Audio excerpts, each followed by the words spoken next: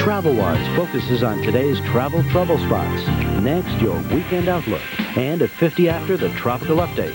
Right now on the Weather Channel, your local forecast.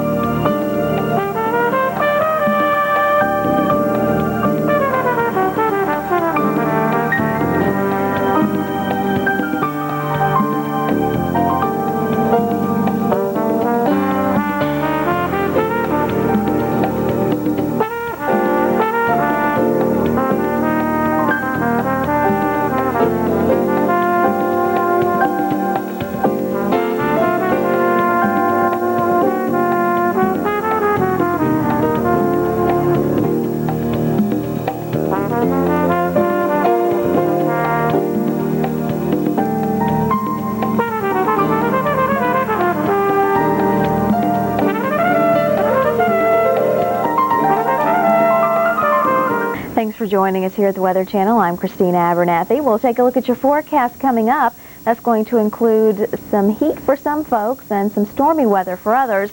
But first, we want to take a look back with Weather Rewind.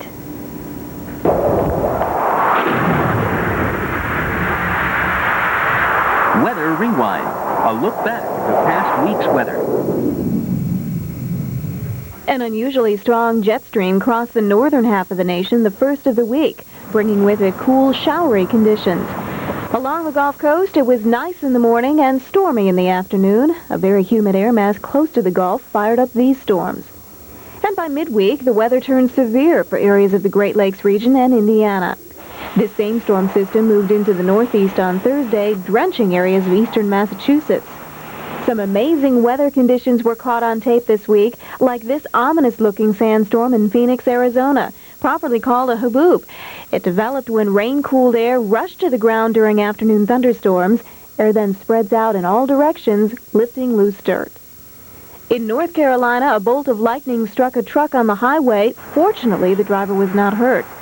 A wall cloud coupled with lightning lit up the sky in Oklahoma City on Thursday. Heat and humidity helped to fire up the storm. Florida got its usual doses of afternoon storms this week. Some of those were severe, causing minor damage. One produced a funnel cloud over water in Miami. The storm, however, never made it to land. Another spectacular sight was seen in the skies over Chicago, the Weather Channel blimp. That's Weather Rewind. I'm Sharon Resulton. Weather Rewind, a look back at the past week's weather. So there's your look back. Let's take a look at what we might be able to expect as we head through the next few days. And what we're going to be watching is this system as it pushes eastward. And we could expect certainly some soggy conditions, wet weather, slick roadways possible in these areas as well as in the northeast.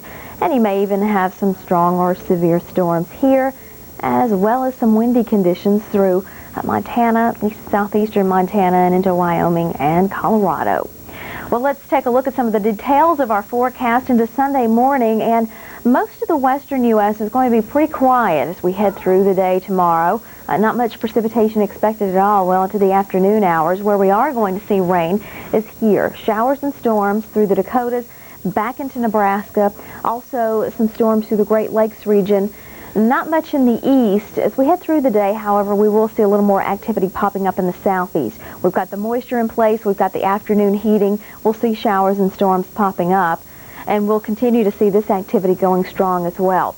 Also, something we want to take a look at is this area of low pressure off the southeast coast. We'll be watching that closely as we head into tomorrow, and we'll let you know if anything gets developed there. We'll take a closer look at that a little later on. On into your Sunday afternoon, that moisture, abundant moisture, continues to stream on in here, fueling the rain and the storms, and we'll continue to see the messy, unsettled weather here as well. And you see a little more green along the Gulf Coast as we head into the afternoon, too. Heaviest amounts of precipitation will be to the north through Minnesota and into northern Wisconsin, where over an inch of rain is possible.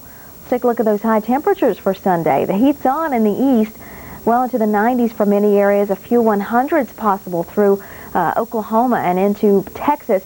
Now, a little cooler in the northwest, certainly not chilly, but a little cooler than everyone else. Highs only in the 60s and 70s. That will be changing, and we see a hint of that on Monday. A little more red showing up on our map, the 90s increasing here. Well, watch a system pushing across the northern U.S., and with that we will see some cooler temperatures. The clouds and the rain will keep things only in the 70s and 80s for highs, while the west heats up.